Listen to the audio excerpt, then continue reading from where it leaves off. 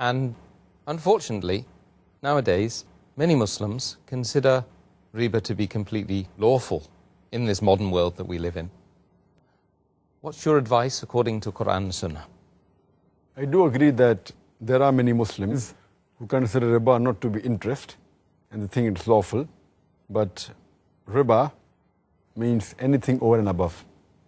It includes usury, that's exorbitant interest, but it even includes interest, because by definition interest is money earned on money lent, and usury is exorbitant interest. So whether small or big, riba is haram. It includes interest as well as usury. And Allah subhanahu wa ta'ala has used the word riba in the Quran no less than 8 times. It's mentioned in Surah Al-Imran, chapter number 3, verse number 130, Surah Nisa, chapter number 4, verse number 161. In Surah Baqarah, chapter number 2, verse number 275, it has been used thrice. It's even mentioned in Surah Baqarah, chapter 2, verse number 276, as well as Surah Baqarah, chapter 2, verse 278 and 279, where Allah says in these 2 verses, that give up your demands of riba, of interest, of usury. And those who do not give up the demands of riba, take notice of a war from Allah and His Rasul. That means if you indulge in riba, Allah and His Rasul will wage a war against you. There are other major sins like having intoxicants, having alcohol, drugs, etc. But this, besides being a major sin, the ruling is that Allah and His Rasul will wage a war against you. It is the only verse in the Quran for the only major sin where Allah and Rasul wage a war against you, it is riba.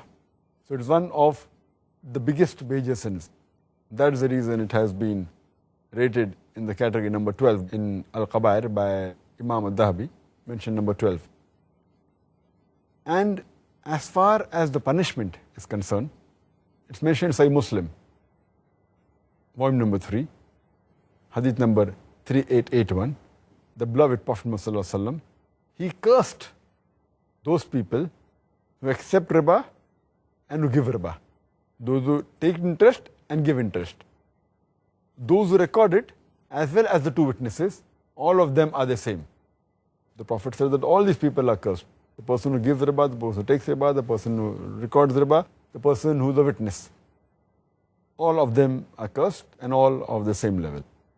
It's further mentioned in Mustadrak al-Hakim, hadith number 2259, the beloved Prophet Muhammad said that there are 73 different types of riba, different degrees of riba.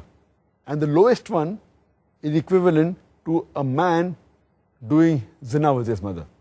With the lowest level of riba, or the 73 level, is equivalent to a man doing zina with his mother. And this is a Sahih hadith. And it's mentioned in Musnad Ahmad, volume number 5, page number 225, also in same hadith repeated in Sahih Al-Jamia, hadith number 3375. The beloved Prophet ﷺ said that anyone who takes riba equivalent to 1 dirham, it's worse than a man committing zina 36 times. If you take 1 dirham of riba, it's worse than a man committing zina 36 times. So this is the punishment and the enormity of sin in Islam. And we see today that most of the Western countries, they are drowned in riba. Everything is an interest. You take a loan on interest, you can take a house on interest, you can take a car on interest, the credit card. So everyone, and in this scenario, it makes a poor man more poor. It can make many rich men go bankrupt. Otherwise, the other people, rich men, become more rich. And there are various evils, and I've given a talk on this topic, interest-free economy promulgated by the glorious Quran, that have proved all the evils of riba. And we see that today, a man will make more profit if he has the concept of Islamic business, profit and loss sharing, rather than based on interest. That's the reason most of the top companies, they are zero debt companies.